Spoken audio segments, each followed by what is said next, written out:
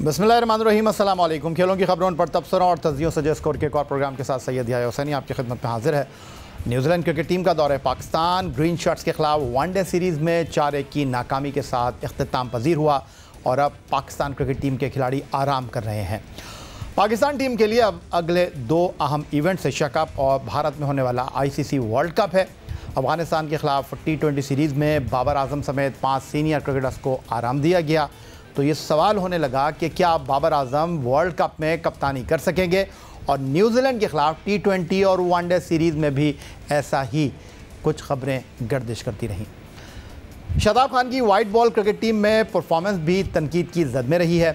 PSL 8 से perform करके कौमी टीम में वापस आने वाले ऑलराउंडर इमाद वसीम क्या वर्ल्ड कप में पाकिस्तानी स्क्वाड का हिस्सा होंगे। इमामुल हक के टीम में तब्दीलियां न करने के बयान के बाद प्लेइंग 11 से ड्रॉप करना क्या इशारा कर रहा है। मोहम्मद रिजवान के साथ वर्ल्ड कप में क्या साबिक कप्तान विकेट कीपर सरफराज अहमद को दूसरे विकेट कीपर के तौर पर कौमी स्क्वाड का हिस्सा होना चाहिए। और नई कोचिंग स्टाफ के बाद टीम की परफॉर्मेंस में क्या तब्दीली आ रही है। इन सब सवालों के जवाब के लिए हम बात करेंगे साबिक टेस्ट फास्ट बॉलर और पाकिस्तान सुपर लीग में लगातार 2 मरतबा चैम्पियन बनने वाली वाहिद टीम लाहौर कलंदर के डायरेक्टर क्रिकेट आकिब जावेद हमारे साथ मौजूद होंगे, जिनसे हम इन तमाम मामलात पर गुफ्तगू करेंगे।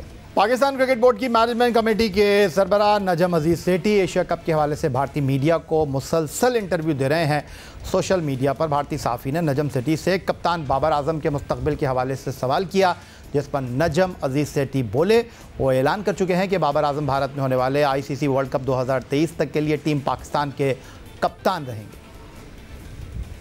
ये सारी जो बातें हैं बाबर के बारे में, ये उस वक्त हमारे अपने मीडिया में ये खड़ी हुई जबकि हमने कुछ 4 मैचेस इन अ रो हारे। जबकि टीम्स विजिट कर रही थी तो 4 मैचेस, इंग्लैंड और उसके बाद न्यूजीलैंड। तो उस वक्त तो जाहिर है फिर लोगों ने तनकीद करनी शुरू कर दी कि शायद ही के इनकी कप्तानी के पूरे अप टू द मार्क नहीं है। मगर मैं आपको एक बात बताऊं, आप देख लीजिए न्यूजीलैंड के खिलाफ हमने ODI सीरीज भी और T20 सीरीज भी जीत ली और ठीक ठाक जीती। तो अब बाबर के बारे में बातें बंद हो गई हैं। तो मैंने तो अनाउंस कर दिया है, 2 बातें मैंने कही हैं। एक बात मैंने ये कही है कि Babar Azam is the captain until the world cup. World cup हम बाबर आजम के अंदर खेलेंगे, उसके बाद हम देखेंगे, रिव्यू करेंगे। अभी आपने देखा कि न्यूजीलैंड के खिलाफ ठीक ठाक कप्तानी की बाबर आजम साहब। आगे अब हमारा आ रहा है श्रीलंका के साथ एक टूर आ रहा है, उसके बाद एशिया कप है और फिर वर्ल्ड कप है। और मेरा दूसरा मौक़िफ़ ये रहा है कि हम डेटा के ऊपर जाएंगे, फॉर्म के ऊपर जाएंगे, हर वक्त एक रिव्यू प्रोसेस चलता रहेगा। उस वक्त तक कोई खतरा नहीं है। तो मैंने बाबर को बुला के भी समझाया है, relax young man, get on with your work, go and from win to win and no one can touch you. हवा के साथ चल रहे हैं और हालात व वाक़ियात के मुताबिक फ़ैसले कर रहे हैं। PCB मैनेजमेंट कमेटी के सरबराह नजम अजीज सेठी साहब। आकिब जावेद साहब की तरफ सीधा चलूँगा।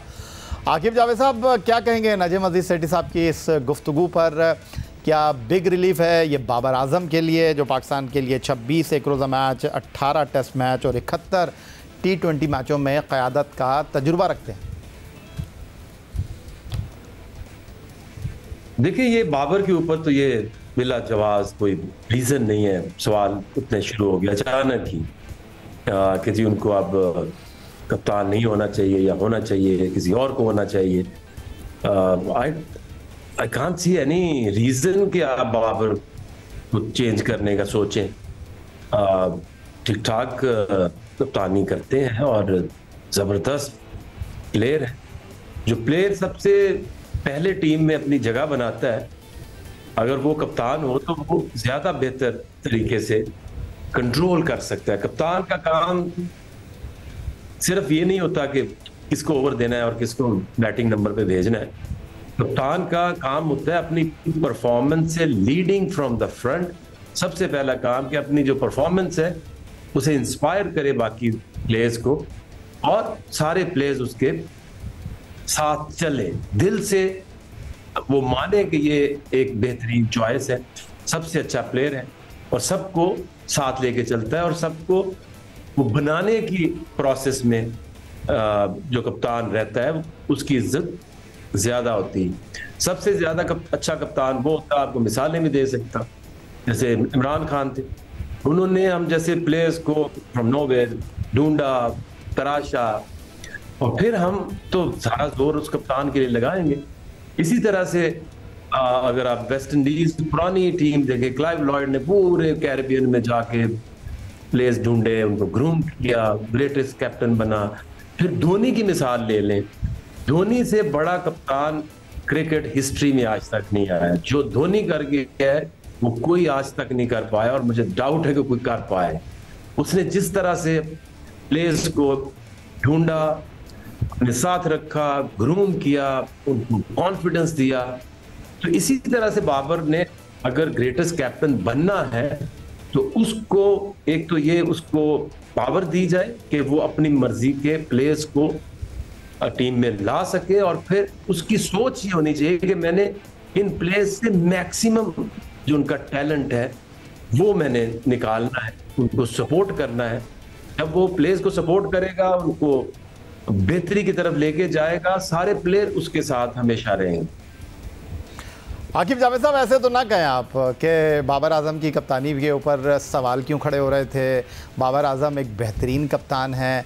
आदाद शुमार की अगर मैं बात करता हूँ, 26 एक रोज़ा मैचों में एज ए कैप्टन वो 17 जीते हैं, लेकिन टेस्ट क्रिकेट में बहुत स्ट्रगल कर रहे हैं। 18 टेस्ट मैचों में 8 टेस्ट मैच वो हारे हैं, और होम ग्राउंड पर अब तक कोई टेस्ट मैच वो जीत नहीं पाए हैं, और 71 T20 मैचों में 42 जीते हैं, रिकॉर्ड उन्होंने बनाया है। आप कहते हैं कि कप्तान की प्लेइंग 11 मर्जी से होनी चाहिए, इसमें भी कोई शक नहीं है, इसमें भी कोई शुबा नहीं है, लेकिन ये भी तो देखिए कि उनकी मर्ज़ी के प्लेयर इस टीम का हिस्सा हैं, और उनके बैटिंग ऑर्डर के ऊपर, उनके खेलने के अंदाज के ऊपर तनकीद होती रही है, ये भी तो हकीकत है। देखिए, और आपके पास चॉइस क्या है? अगर आप टेस्ट मैच की बात करें तो आपके पास क्या चॉइस है? बाबर से बेहतर कोई प्लेयर है आपके पास जो कंसिस्टेंट है, जिसके पास एज है, जो आपको आगे 4, 5, 6, 10 साल तक लेके जा सकता है? तो आई थिंक, मेरा तो नहीं ख्याल है उससे बेहतर आपके पास क्या ऑप्शन है। अब वनडे की बात करें तो वनडे का भी वो बेहतरीन बैट्समैन है, उसमें आपके पास कोई ऐसा प्लेयर नहीं है अभी कि जो बाबर को रिप्लेस करके। हाँ, मैंने अगले दिन एक बात की थी कि शहीन शाह अफरीदी ने जिस तरह से PSL में पिछले 5-6 साल में परफॉर्मेंस दिया एज बॉलर, उसी बेसिस के ऊपर वो पाकिस्तान टीम में आए, वहां उन्होंने जबरदस्त परफॉर्मेंस दी, फिर उनको हमने कप्तान बनाया। उन्होंने 2 साल बैक टू बैक जिस तरह से ट्रॉफीज जीती हैं, तो पाकिस्तान की जो T20 टीम है उसकी बेस है PSL। अगर एक प्लेयर परफॉर्म करता है जैसे असामा ने किया या दूसरों ने किया, तो वो पाकिस्तानी टीम में आ जाते हैं। तो अगर एक कप्तान आपको इस तरह की परफॉर्मेंस दे रहा है तो फिर आप उस कप्तान को क्यों नहीं प्रमोट कर रहे? और शहीन शाह अफरीदी और बाकी जितने भी पाकिस्तान में प्लेयर्स हैं, उनका अगर आप कप्तानी की सोच देखें तो वो इंटायरली डिफरेंट है। शाहीन ऑपरेट करता है एक डिफरेंट लेवल के ऊपर। तो इसलिए मैंने कहा था कि आपके पास अगला जो T20 वर्ल्ड कप है उसमें अभी टाइम है, आप बाबर को वनडे और टेस्ट तक रखें, और जो T20 की कप्तानी है शहीन शाह की तरफ आप देखें, आपको जबरदस्त वो रिजल्ट देगा। मैं तो आई विटनेस हूँ, आपकी लोगों ने देखा कि जिस तरीके की वो कप्तानी करता है, जहां मुश्किल आती है बैटिंग में, आपने देखा कि किसी की हिम्मत है, पूरी दुनिया देख रही है, और वो बैट पकड़ के तो 3-4 नंबर पे जाके बैटिंग शुरू कर दे। वो जहां अगर आप फाइनली देख लें, वो एक दफा तो मैच बदल चुका था, वो बीच में आता है, 4 विकेट लेता है, मैच का 5 पलट देता है। जहां फील्डिंग में जहां बॉल आती है, वो वाहिद फास्ट बॉलर्स अब हमें नजर आने शुरू हुए हैं, जैसे हारिस है, शाहीन है, इसके अलावा हसन भी बहुत अच्छा फील्डर रहा है, कि वो वहां पे खड़े होते हैं हॉट स्पॉट्स के ऊपर। ओवर करने के बाद ये लोग वहां खड़े होते हैं जहां मुश्किल फील्डिंग आती है और जहां मुश्किल कैचेस आते हैं। वजन है आपकी बात में आकिब जावेद साहब, और आप कह रहे हैं कि बाबर आजम के अलावा हमारे पास कप्तानी की कोई चॉइस नहीं है, लेकिन एक तरफ आप कह रहे हैं कि टेस्ट मैच में जहां वो होम ग्राउंड पर एक भी मैच नहीं जीते, आप कह रहे हैं कि आपके पास चॉइस क्या है? आप कह रहे हैं वनडे क्रिकेट में वो बेहतरीन है, लेकिन नजम अजीज सेठी साहब कह रहे हैं कि वर्ल्ड कप के बाद फैसला करेंगे कि उनको कप्तान रखना है या नहीं रखना। लेकिन जहाँ सबसे ज़्यादा बेहतरीन कारकर्दगी का वो मुजाहरा कर रहे हैं बतौर कप्तान T20 क्रिकेट में 71 में 42 वो जीते हैं, वहाँ आप कह रहे हैं कि उनको हटा के शाहीन को कप्तान बना दें। जी बिल्कुल, मैं ये मैच जीतना या ना जीतना, अगर आप वो पाकिस्तान में नहीं जीते तो पाकिस्तान में मैचेस हुए बहुत कम है। इंग्लैंड जो टीम आई थी वो तो एक तूफान की तरह आए और बहा के ले गए। लेकिन मैं लॉजिकली एक बात करता हूँ कि आप किसी भी कप्तान को जब शुरू कराते हैं तो आप T20 से आप शुरू कराते हैं, क्योंकि वो एक छोटा फॉर्मेट है। और जहां तक अभी तक मैंने एक्सपीरियंस किया है तो शाहीन को मैंने ESL में ही परफॉर्म एज कैप्टन करते देखा है। जब उसे बनाएंगे, जो मेरी सोच है, जो मैं समझता हूं, शाहीन से बेहतर पाकिस्तान में कोई कप्तान नहीं है। बट इसका मतलब ये नहीं है कि आप बाबर को हटा के तीनों फॉर्मेट का शाहीन को कप्तान बना दें। आप आहिस्ता आहिस्ता लोगों को ग्रूम करते हैं। ठीक है, अगर आपके पास बाबर ने नहीं अगर टेस्ट मैच पाकिस्तान में जीता तो फिर आपके पास कौन सी चॉइस है कि वो आके पाकिस्तान को मैचेस जिता सकती है? मुझे इन प्लेयर्स में कोई नजर नहीं आता। शादाब को वाइस कैप्टन बनाया। शादाब को अगर आप देखें तो शादाब की अपनी परफॉर्मेंस जो है, मैं शादाब पे आगे चल के बात करूंगा आपसे। शादाब पे मैं आपसे आगे चलकर बात करूंगा। आकिब जावेद साहब टेस्ट फास्ट बॉलर और लाहौर कलंदर के कोच, डायरेक्टर क्रिकेट लाहौर से वीडियो लिंक पर हमारे साथ मौजूद हैं और बहुत सारे इनसे सवालात करने हैं, बहुत सारे पाकिस्तान क्रिकेट बोर्ड के मामलात को इनके सामने रखना है और आपकी राय लेनी है। लेकिन ये सब कुछ एक ब्रेक के बाद।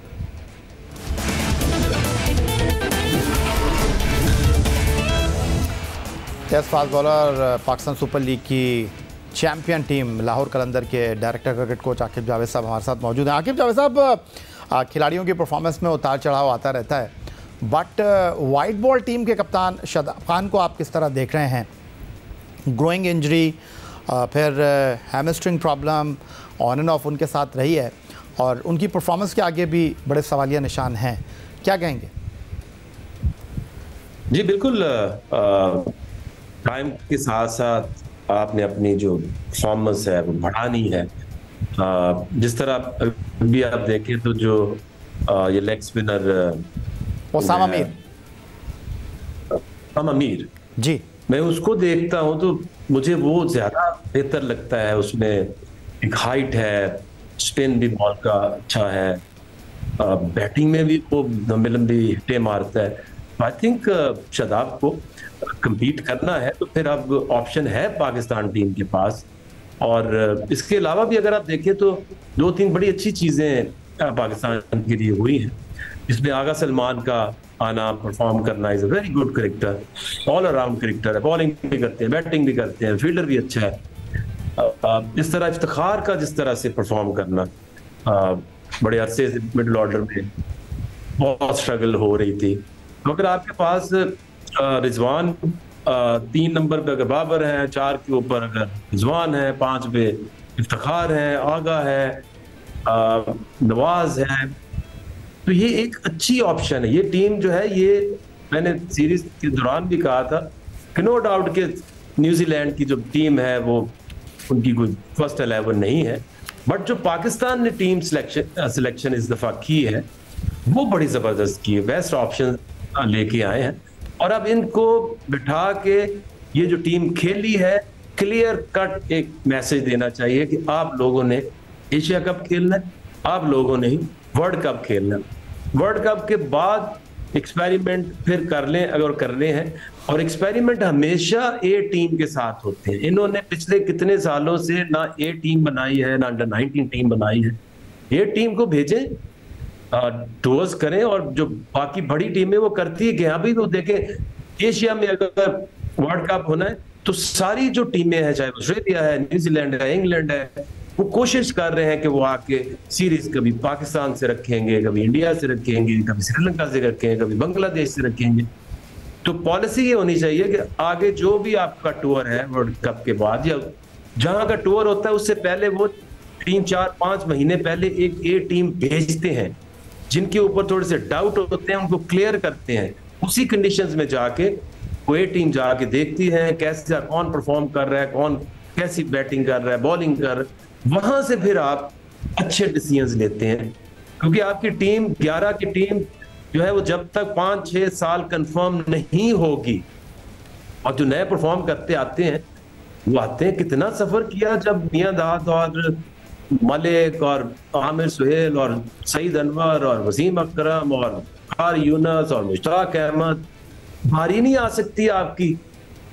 आपको इस तरह से टीम बनती है, इस तरह से कभी टीम नहीं बनेगी। हर वक्त आपने तलवार लटकाई हुई है और प्लेयर हर वक्त हर सीरीज में अपने आप को मनवाने के चक्कर में है, और अंडर प्रेशर आप कभी सुपरस्टार नहीं बन सकते। आकिब जावेद साहब, एक मसला इस टीम का ये भी है कि हम बेंच पर उन खिलाड़ियों को बिठाते हैं जिनके बारे में हम कहते हैं कि यार जो अंदर खेल रहे हैं ना, ठीक है, फिर यही ठीक है।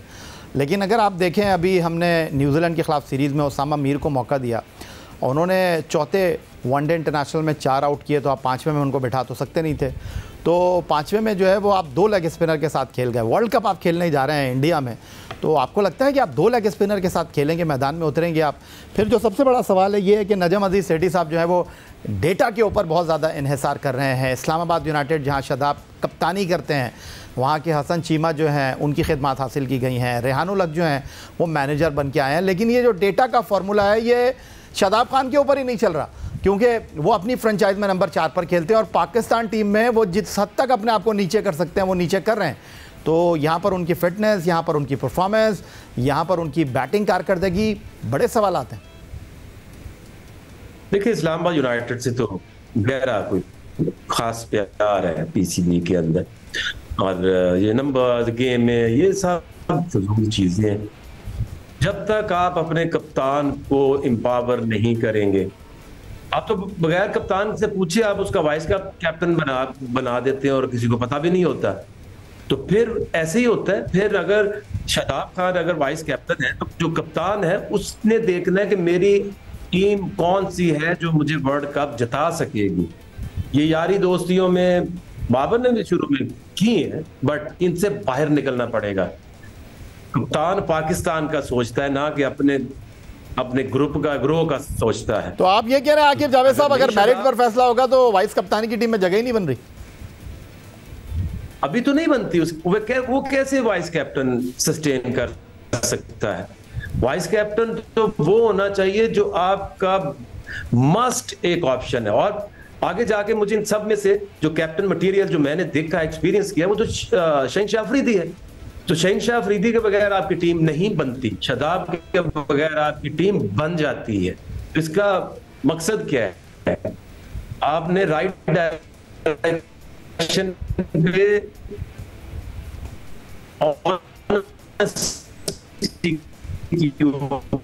पर फैसले करते हैं। अगर वाइस कैप्टन बनाना है, हर्ट करेगी, और वहां करेगी जब आप वर्ल्ड कप में फंसे हुए होंगे।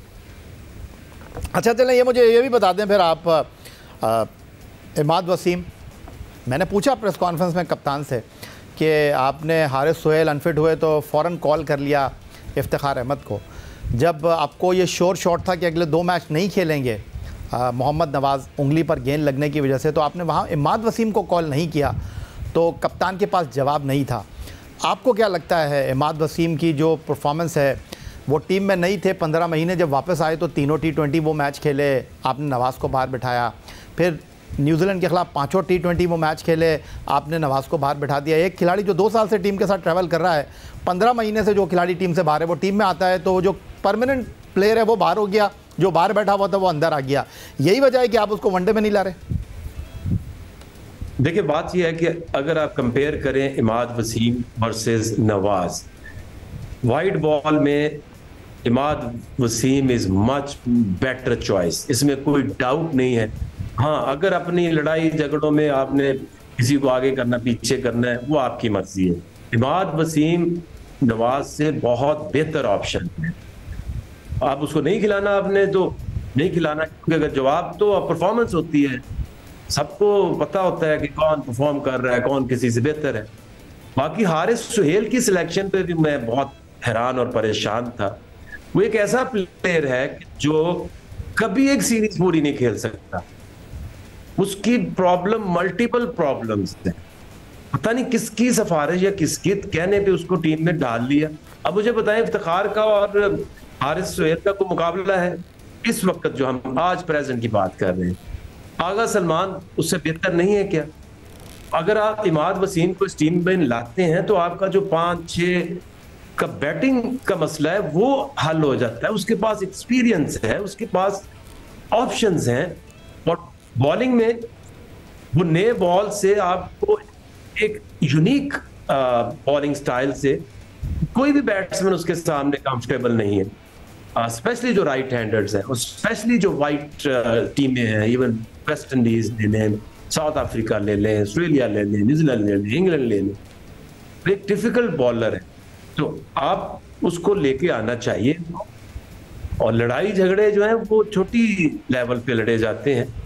जब आप पाकिस्तान के लिए खेलते हैं तो फिर उनसे ऊपर आपको रह के कप्तानी के डिसीजंस भी और प्लेइंग 11 के डिसीजंस भी उससे ऊपर होने चाहिए। आकिब जावेद साहब, लड़ाई झगड़े तो होंगे, लड़ाई झगड़े पसंद नापसंद के ऊपर हो तो वो तो फिर अच्छे नहीं होते, लेकिन अगर लड़ाई झगड़े आपको किसी खिलाड़ी को परफॉर्मेंस के ऊपर टीम में रखने या ना रखने पे हो तो वो बड़ा हेल्दी इन्वायरमेंट होता है। और ये इस वक्त हमें दिखाई दे रहा है पाकिस्तान के फास्ट बॉलिंग के हवाले से। और अगर फास्ट बॉलिंग की मैं बात करता हूँ तो हमारे पास एक से एक हीरा मौजूद है। देखिए फास्ट बॉलिंग में मैं सर आपको शेयर कर लेता हूं, फिर मैं आपसे पूछ लेता हूं कि जो इस वक्त हमारे पास फास्ट बॉलर मौजूद हैं, शाहीन शाह अफरीदी, आप तो कह रहे हैं कि उनके बगैर टीम नहीं बनती, कोई शक नहीं है। फिर हारिस रऊफ आपकी दरियाफ्त हैं, लाहौर कलंदर की फाइंड हैं, नसीम शाह ने हालिया अरसे में अपने आप को बेस्ट साबित किया है, फिर वसीम जूनियर भी इस कॉम्बो का हिस्सा बनते हुए हमें दिखाई दे रहे हैं, एहसानुल्लाह को आपने मौका दिया है लेकिन I think it's too early. तो आपके पास फास्ट बॉलिंग में अब भी ऑप्शन मौजूद हैं, हसन अली को और फ़हीम अशरफ को अभी आप कंसीडर नहीं कर रहे, बट ज़मान खान भी अगर इस दौड़ में शामिल हैं तो आपके पास एक बहुत ही अच्छा मुकाबला है, क्योंकि अभी शाहनवाज धानी और हसनैन की तो मैंने बात ही नहीं की। देखिए इसमें जो इम्पैक्ट डालने वाले बॉलर्स हैं जो जिनके ऊपर आप रिलाय कर सकते हैं किसी भी सिचुएशन में, सिर्फ आपकी पेस या आपकी वेरिएशंस काफ़ी नहीं होती। आप एक बॉलर को असेस इस तरह से करते हैं कि अगर वो 13 मैच खेल रहा है, एक सीजन खेल रहा है, 2 सीजन खेल रहा है, वो मुश्किल में आपको निकालता है या नहीं। कई बॉलर्स ऐसे होते हैं कि जो अच्छा टाइम है तो उसमें वो बहुत अच्छी परफॉर्मेंस देंगे, लेकिन जहां स्टक हो जाए, मैच फंस जाए, मुश्किल पड़ जाए, उसमें से निकालने वाले बॉलर कौन कौन से? उसके पास आप शाहीन है, हारिस है, और ज़मान खान एक ऐसा बॉलर है जो उसके पास क्वालिटी है, इन सबके पास क्वालिटी नहीं है। एक नहीं, 2 क्वालिटीज।